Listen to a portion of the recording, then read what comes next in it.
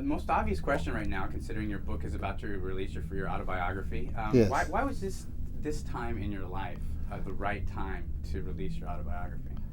Oh, that's a question that everyone asks. And I think the answer should be, this is a good time. I think our time is just one of those set in time type of times. And you want to record it at the proper moment. And I think, like if you think of our time, then the Temptations, Otis Redding, Marvin Gaye, Jackie Wilson, Sam Cooke, Jimi Hendrix. I mean, that's right. So many people. That's right. So that's a good time to write. Right. It's clearly it's a very honest depiction of your life. You were very candid in it. And did you have any reservations about being so candid and being so honest about your perceptions and everything that's happened in your life? Well, Davin is downstairs right now, who I had to talk to about writing the book. Mm-hmm. So he wrote the book, and we were just talking about that. I think it got out the things that was inside, so that he could write about it. And then we still established a centerpiece in the room as a piece that it's like the only piece of real furniture that's in the room. So no matter what else we wrote about or he wrote about, he had to still come back to the centerpiece. Right. Yeah. It's very interesting.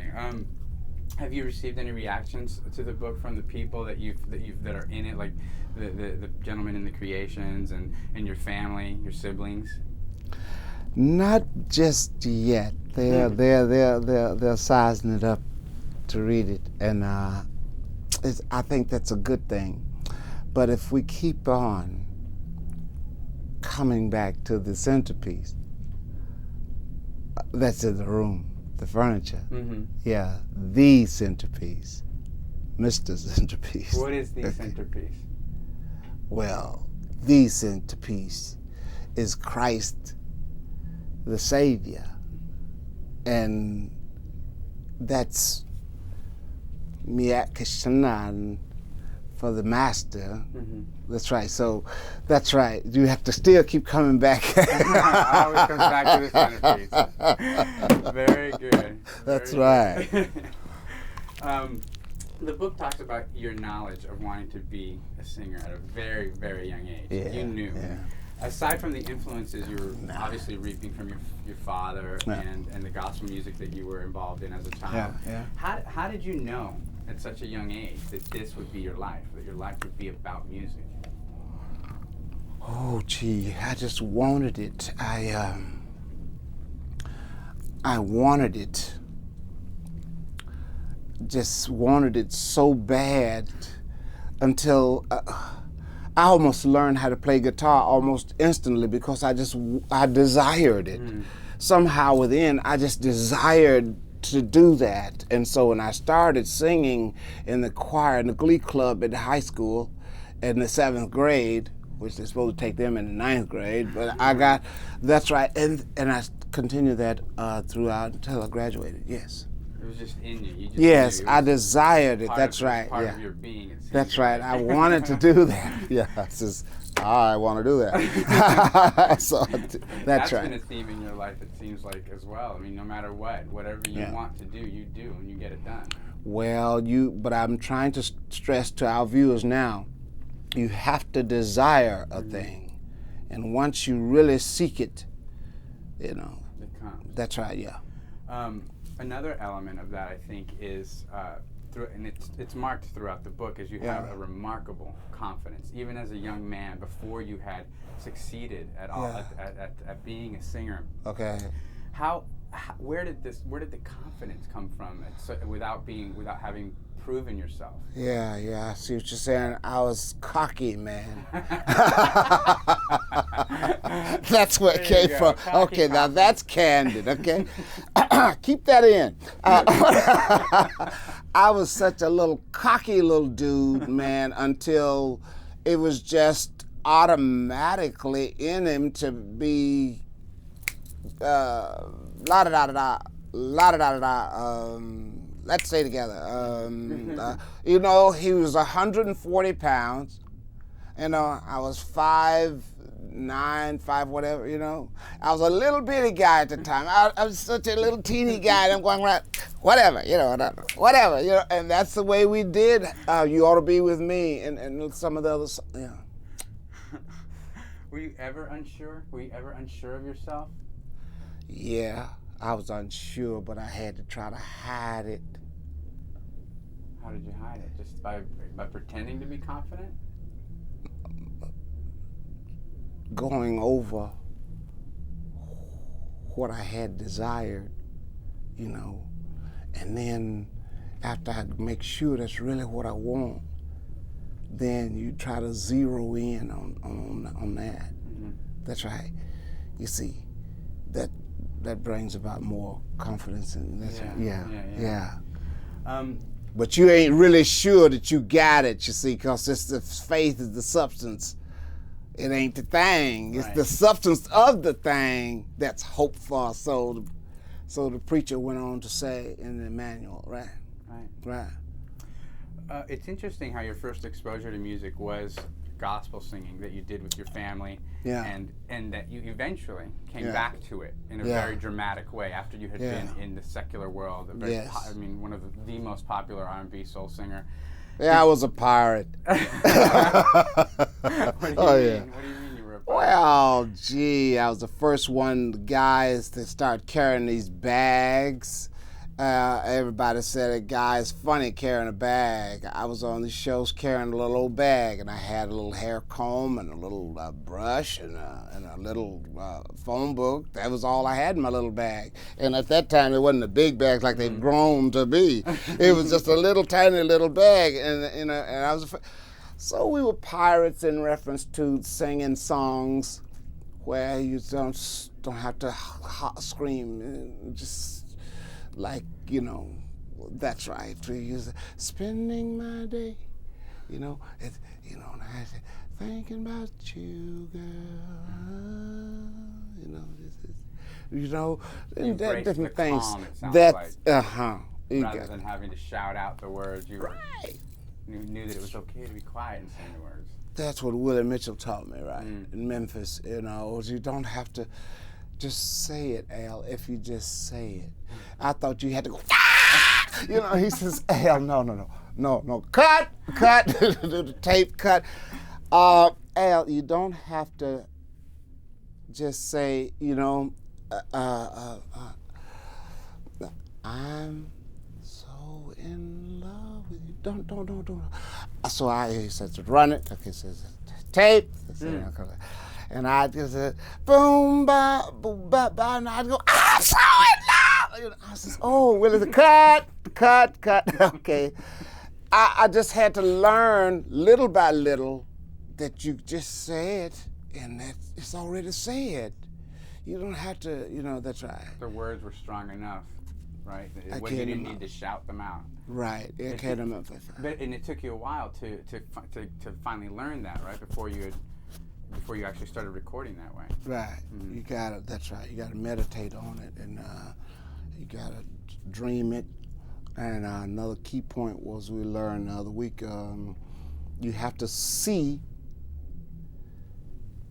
what you want ahead of you as being already successful. Right. Okay? Like when the batter goes up to bat, he pictures himself having hit a home run. The golf, I picture that ball going right into that cup over there. And you got to see it, because faith is back to the centerpiece again. Mm-hmm. Centerpiece again. So I saw it in my hand, well, let me try that in English. I saw it in my innermost being, in my, so that's right. And I hit it, and it went zzz, bloop, and you go, Lord. Lord, that's right. You must be up there. You must be. How can you not be? I just did it. That's an interesting point, though, you bring up, actually, because there was a point in your life where there was some dramatic events that made you turn around. And you know I'm getting full over here. I hear I see you it know I'm happening. getting full over here. Because that's, I see. Well, touchy point is. Something happened that was remarkably meaningful to your life and brought you back to God and brought you back to gospel music. Right. If you had missed out on the meaning, if you had not understood the meaning of these events, do you think you still would have come back eventually to gospel and to God? I really accept the calling as a heavenly calling, a sincere calling, a genuine calling. To rock the boat a little bit, to joy his remembrance of what he should be doing is fine, but it's not the complete picture, because the complete picture is him doing what I called him to do. Mm-hmm. So I think that I would have still been, if I hope to pray, written in the book of life. Our medium, which we travel, Father, Son, Holy Ghost, is worldwide. So we're just not the little church in Memphis. That's right. That's right. And it's everybody that's right, embraces. That's right. Yeah. This way, yeah. You've often talked about the duality of your existence. Mm-hmm. And even in the book you address this as well. In your own words, you've said sinner and saint, sex symbol and sanctified soul stirrer. Does this duality still exist today? That's one of the things in the book. I think it's good for selling books, but it's can only be one man in here. You're gonna be, forget about this possessed thing or this other, trying to create an atmosphere of obscurity. There's nothing obscure about him. He was born in Arkansas. He's raised in Michigan. He lives in Memphis. So there's two people tugging at one another, and we create all these monsters and these skeletons that really doesn't exist, because just everybody that want to know anything about Al Green do know what is it. So, that's right. So we create all these things, and it's a matter of artsmanship in reference to say, but there's no two pulling back and forth. Oh, no, because that's right. But the book creates this illusion so that you may return back to where the willingness to love and have take me to the river, all the rest of all this is you see the avenue is created, right? Mm-hmm. But then again, you still can also veer off to the right and go for the whole Christian concept, Sacred Heart, Judaism, seeing that Christ himself was a Jew. All right, so we go, that's right, Tamlevistengeben. That's and I got to be saved, man. I mean, I can't. I'm not doing this for. Do you think the book? I want to be saved. See, no. I'm not saying it as I got to be. I'm saying it, I want to be. That's what I'm saying. Yeah, don't get it wrong. No, I'm saying I desire it. That's right. Yeah. So now go to your well, question. I'm just, sorry. I I'm just. No, I hear you. I That's mean, yeah, fantastic. I'm just into it. Just yeah. I'm just still curious about that whole. So you think that the element of the duality of these two people, not two people, but like we all have different personalities. That Well, what he's writing about, I understand what his question is. He's writing about Al Green, the sex symbol, the superstar, da-da-da, jet plane, fast girls, fast cars, fast women, fast money. You know, that's what he's talking about. Plus Al Green, the Reverend Al Green, that's, you know, the leader of the flock, the people in Netherlands, the people in Japan, people, da-da-da-da-da-da-da-da-da. All right, okay. That's what he's talking about, the duality of these two, but they don't exist in me. There are these things that were created by the media, you think? Me, that's right. But they do not exist in me as a tower. That's right, absolutely. You see that, yeah. Very good. Yeah. What's your name, by the way? My name is Albert. Boy, you are very, very, very talented. Thank you very much. Thank you very much, I mean, Reverend. it's cool talking to you. I mean, somebody that Let understands. me tell you something. That's the biggest compliment I've ever gotten. Especially coming from you. My God. Are you fulfilled as a singer, equally singing your soul music versus your gospel music? I'm fulfilled when I see that it's having an effect on people's lives. Then I'm fulfilled. If it has a good effect, then it's good. That's it. Yeah. Just, as long as you're getting the positive reaction from the people that are with you, Right. who are listening to your music, Right. you're satisfied. Right. And you see that's passing on to, that's right. And I have to ask this one particular question because the book, again, makes a few references here, kind of throughout, about the effect that you've had on the ladies throughout your life. Yeah. And as you know, as a single man, this is a very fascinating topic for me. At what point in your life did you realize that you had this kind of, I hesitate to use the word power, but you know, that you had this overall attraction? Well, I can't answer that because I don't know. I have no idea. I've only tried to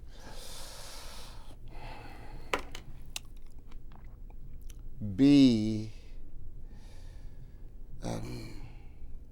myself, and myself draws upon other elements that I'm not sometimes even looking for, but they show up in showers, and I'm going like, huh? Oh, okay. Hadn't thought of that. Okay, because I'm looking for the principle or something else, but there's a lot of other things that come along with that. Right. And this is how people like, you know, House of Blues, gospel webcast, you know, and all the algreen.com in reference to ministry web. This is what we're talking about. That's right. These two elements, and that's right. So you're just being yourself. That's right. That's all. If you you don't be, know what was going on. It's just. That's right. You be yourself. That's right. Very good. What do you think of, this is a little bit off the topic of your book, but what do you think of the state of pop music today, like popular music? I know the girls and having a fit and all that, and the police having to come and throwing their, you know, the underclothing up on the stage. I know what you're talking about, you know. That I can't believe that it's real. I mean, I know what you're talking about, but I mean,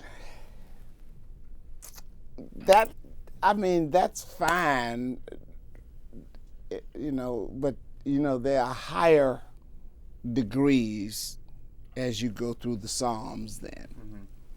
Of, you know, you get to basic, private, then there's private, first class, and that's right, you come on, and such it is with wisdom and knowledge, yeah.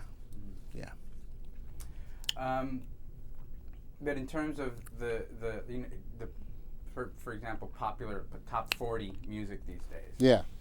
You know, the types of Well, music that seems to be a little lacking in spirit, I guess, or in morality. Does that affect you at all? Do you have an opinion on that kind of thing?